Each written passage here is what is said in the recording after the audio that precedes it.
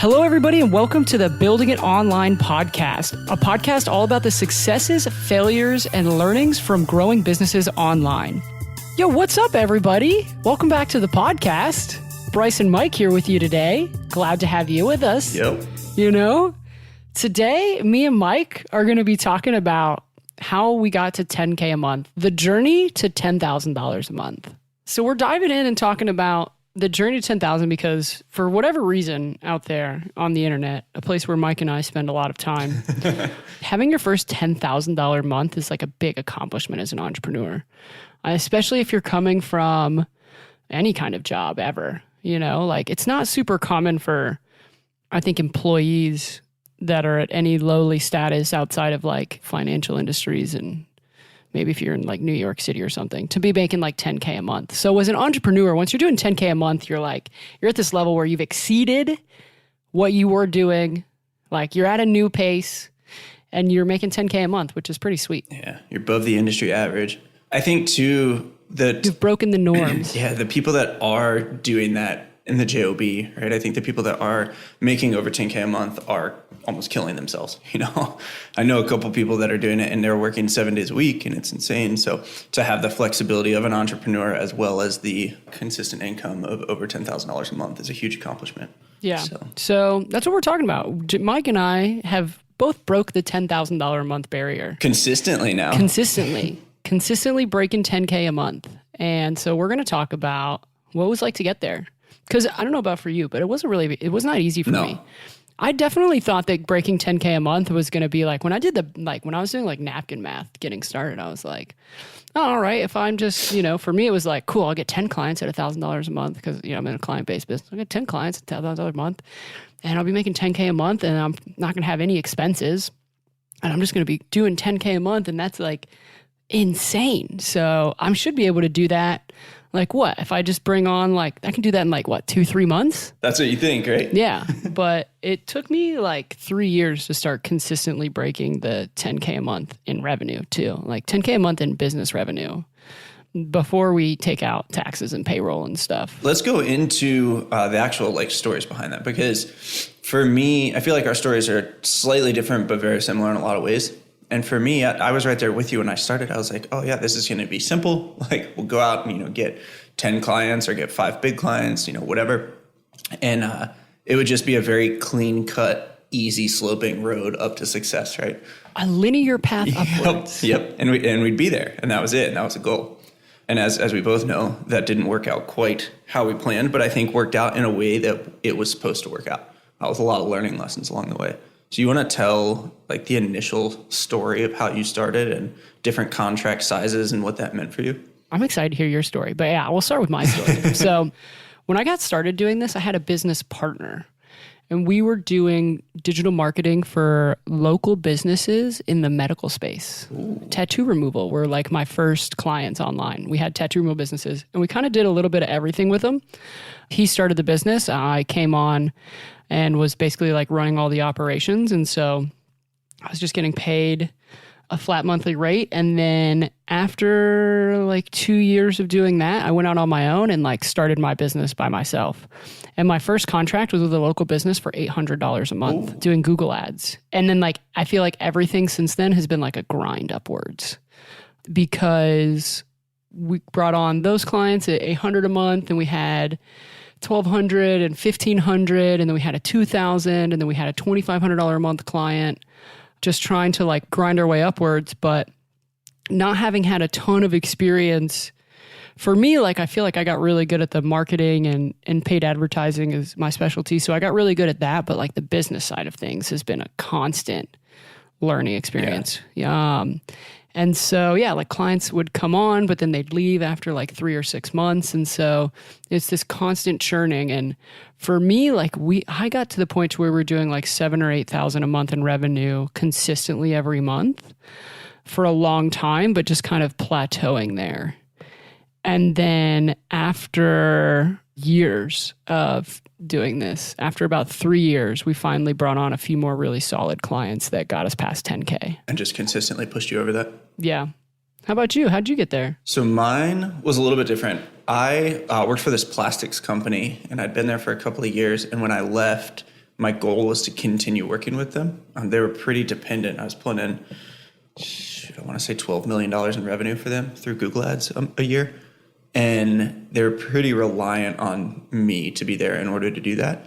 And that was strategic on my part. So then when I left, I explained to them, the only reason that I was leaving is because I wanted the flexibility to, work from home and travel and do the things that you can do as a digital marketer. And they were good with it. And they signed a 6-month contract with me that actually gave me a raise from what I was making with them. That basically started my journey, and it paved a runway of 6 months to get any new contracts that I needed in order to not have this one.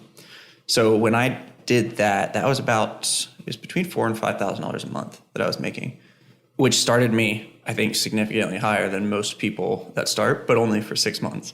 So during that 6-month period, I knew that I wasn't good at sales. So what I did is I started befriending people that did the step prior to when people would need me. So for me in a digital marketing space, that was befriending website designers. So I went on all of these like Upwork and Fiverr and different websites or different platforms, I guess, that people would go search on if they wanted a website designed. And I made friends with the web designers and said, hey, will you give me a referral once you're done designing these people's websites? And that's how I started to get my $400, $500, $600 a month clients that would then replace the plastics company once they hired it in-house again. So it was a little bit different, but then after 6 months, they did leave. They hired somebody in-house, and I helped train them. And then once we parted ways, I was in the exact same place that you were saying, where it was a handful of clients that were smaller, and I assumed that I would be able to take on hundreds of those at the time, because if they're smaller, that means that they're obviously going to be lower touch, less impact, and they're not going to need as much, right? And one of the things, I think the first learning lessons that I had was that that's not at all the case. The people that are paying $600 a month versus the people that are paying $6,000 a month for the exact same service are exactly inverse in their needs. And the reason for that is because the $600 per month person can't afford to lose $600, right? So they're taking a huge risk and they want to know every detail of every ad and everything that we were working on. Whereas the $6,000 a month person signed the contract because we were a good deal, but it wasn't that big of a deal to them because they had much more revenue than what we were working with. So for about a year, I held on to all of those small contracts. And I think over the course of a year, I wound up getting 10 or 11, and none of them were for over $1,000 a month. And that was a huge mistake, a big stressful period in my life of frantic phone calls and constant education cycles and teaching clients what the expectation should have been. But then after that, I randomly acquired one contract that was over double that. It was almost $2,000 a month, and realized that I thought the expectations were going to be way higher and the touch points were going to be way higher, and it was just going to absorb all of my time. And it was not at all. And it was just an eye opener that taught me that I needed to drastically increase the pricing. For me personally, I think that first year or so of having the smaller clients and whatnot really let me get my feet wet in all the other details that I needed to know in order to have the bigger contracts. Because while there's not as many touch points and there's not as many, just the level of involvement and the time commitments in communication with these people were a lot lower. They still had higher expectations that you would understand how to do your invoicing. You would stay on top of, the expectations that you set. You would send the deliverables on time without being asked. And little teeny tiny details that pretty much make up entrepreneurship and business as a whole. And over the course of that year and learning that, it really put me in a good place to then go get these bigger contracts and say, hey, look, here's, the template, and these are the dates that we invoice, and these are the expectations, and this is what our proposals look like, and all of those little details that really helped land those bigger clients that I don't think I would have been able to do and would have been much more discouraging had I tried to do it in the first year. So that first year was what really gave you what you felt like were the fundamentals of being able to professionally run the business. Exactly. It was almost getting my feet wet in business without having the overwhelming nature of these big contracts and these people that, would expect me to do things that I didn't even know existed at the time. That makes a lot of sense, man. I mean, I had a really similar experience, and I talk to people about this all the time because there's so many ways that you can go about this. And I think that there are a lot of people who maybe worked at a big agency or were a consultant for IBM or have had a lot of professional experience in a space like ours. And so they come out the gate and just hit 100K running because they've got clients, they know the systems, they know how it works.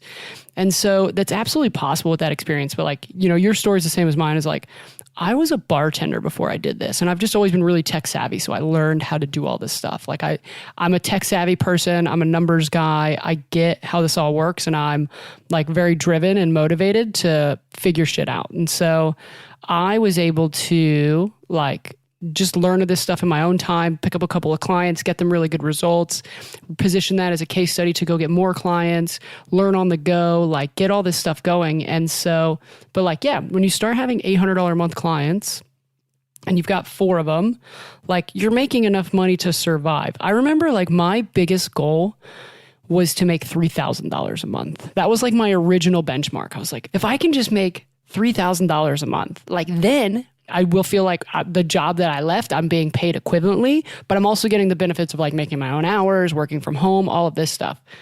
And so to like come from the benchmark of like, I just want to make $3,000 a month and then grow to this stage where we now have much bigger contracts. We have employees. We have like, now I understand like margins. Like what are the margins in your business? I'm like, I make a lot more money. I also spend a lot more money, but I'm very confident in what I spend money on because I know what my margins are and I know where I need to be. So I know what my expenses can be each month. I know what my payroll stuff is going to be. So I'm the same as you. Like I learned all that stuff coming from having no knowledge about how any of this worked and learning that on the go.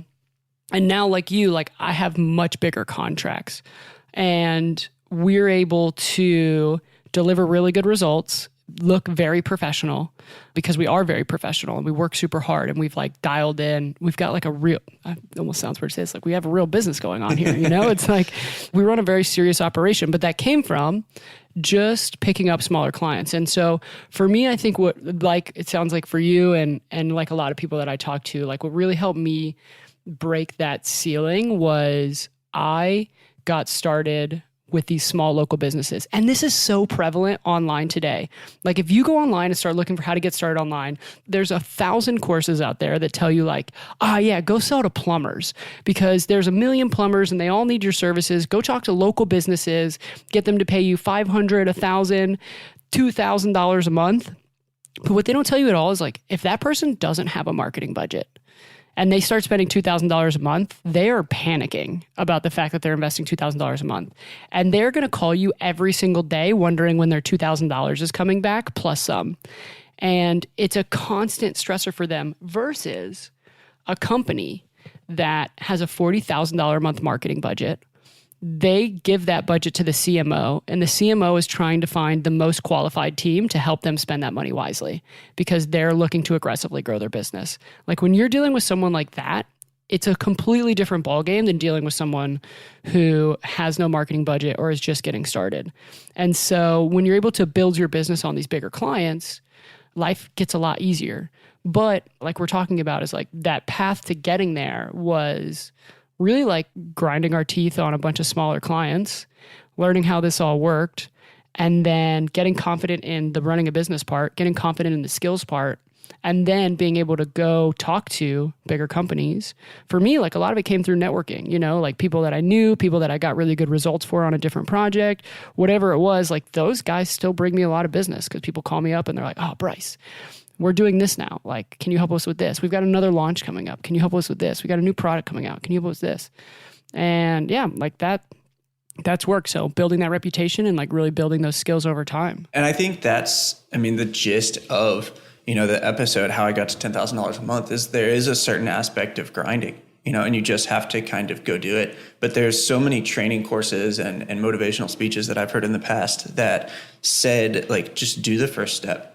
And for us, the first step was, you know, forming that business and then going out and getting a contract, regardless of what the amount was, and learning from it and knowing that like that first one that you get might not be, you know, the one that lasts forever, but it's a learning process and you're going to get so many different educational tidbits while you're going through that, that's going to pay off tenfold in the end. Yeah, everything's a learning experience. And if you're really serious about building a business and getting started, like it's a long journey. It's a really long one. And I think that one thing I would do differently if I went back and started all over again was if I knew what kind of business I wanted to have, like very specifically, like I want to be in the nutritional business. I want to be whatever.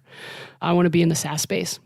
I think one of the things I would have done is I would have gone and worked for somebody for like a year or two, and like really learned a lot of stuff working for somebody and then taking the leap to grow my own business. Because coming from my first business partner when we were working together, like we were not super successful. We had a few clients and we paid the bills, but like we didn't have any real growth. And we weren't like, that's why we stopped working together, was because we were making a little bit of money, but like not really that much, because we were just hustling local businesses clients. Not hustling, but like that's what we were just hustling all the time to work with local businesses. And so that was my foundation, was like not having a great foundation and building all that up over time. And now I feel like I'm really confidently in a place where it wouldn't make sense for me to go back and try to work for somebody else now. But if I was 22 again and I was getting started in this, for sure I would spend a year working for somebody and then go start my own business, because then I think you come out the gate a lot stronger. Yeah. And what, like, you have such a different outlook on it. You know, if you're an employee at a business and you're just there to work and make a paycheck and do, you know, good work and have the right intentions for that mindset, I feel like you'll get some things from it. But if your goal is to go out and run a business doing that role, but for multiple people or multiple clients, I think you would take away so much. You would almost do better work for that company because you'd be testing different things and improving processes and really trying to figure out like how you would do this on your own if that company weren't the only ones funding you. So I think that's a really good first step, essentially, if you don't have the experience in what it is you're trying to do just yet. And I think too, like I worked with a guy for like 90 days. Right after me and my partner split up, I had like a 90-day stint where I was working with this company. At the end, I was like, this isn't going to work. But it was because and they told me afterwards, they were like, yeah, like we would have paid you just enough to keep you around, but not anything more than that to like affect our bottom line. Like that's what they told me after I quit. They were like, that's cool. Like go start your own thing. That's what you really want to do, which is great. That was always my experience working with companies, was like, they just want to pay you just enough to keep you around, but not really enough to affect the bottom line or be a competition. But now, having been in this game for long enough, I've met entrepreneurs who are like, I want to hire A players with the expectation that they're going to leave me one day, but they're going to help me grow my business. I'm going to help them grow their business. And hopefully one day we can partner and do deals together and like make a lot of money together. I never found that as an employee, but again, like if I knew what I knew now, going back, going and finding someone like that, who's like startup, entrepreneur minded and understands like, yeah, you're trying to be an entrepreneur, you want to do your own thing, but you're not there yet. Great. Like come hustle for me for 2 years. I'll teach you a ton of stuff. And then when you leave, you'll be in a great position. Because I think, like I said, it took me like 3 years to start breaking 10K in revenue. And you have that kind of experience. I know people who have come out of that situation and like hit 10K in 3 months, you know, but they already understand how to run a business. They already know how it all works. So that's a big benefit. But other than that, like you can always just hustle your face off the whole time. That's what me and Mike did. Yeah. So step one is start today. As soon as you can, the sooner you start, the sooner you'll be there. If you want to do something, just spend enough time doing it really well, and eventually you'll figure it out. I really believe that. It's that there's so much truth to that. Even if it's not like, if I start out wanting to do A and I go in for a year, like there's a lot of people that are doing things now where it's like make 1,000 videos on YouTube, right? If you want to be a YouTube influencer or make money on YouTube, whatever, do 1,000 videos. And I think there's so much truth to that statement in any situation, especially this, you know, how do I get to $10,000 a month? Because you just start doing. And even if your vision today is that you're going to start here and you're going to start at A and end at Z, and it's going to be this linear path. And then you start at A and you end at, 7, however you would get there. That just learning that process and doing those things, you're never going to know if you don't just start at A. I agree with that 100%. The only thing I would add to that, and this is what my gymnastics handstand teacher taught me, he was like, practice does not make perfect. Perfect practice makes perfect. And what he meant by that was, if you want to do something, like, yes, like the biggest thing that's going to help you is like the brute force of doing and taking action. But make sure in that action taking, you are modeling the right people and doing good work, and you're not just doing stuff to do it. For the example of like learning how to do handstands, right? Like you can just practice, but if you never learn any form or do anything right, you're going to just build some bad habits, and it's going to take you, then you're going to have to break those bad habits later. So if you want to start a business like this, model people who are doing good work and like figure out what you can learn from them. And when you're doing this kind of work, make sure your intention is to like do it a great job at it. Because if that's your intention and your intention is always to get better, then you will for sure. I really believe life is a series of like building positive habits. So I agree. Cool. Word. I think that's it. And that's how me and Mike hit to 10K. Yeah.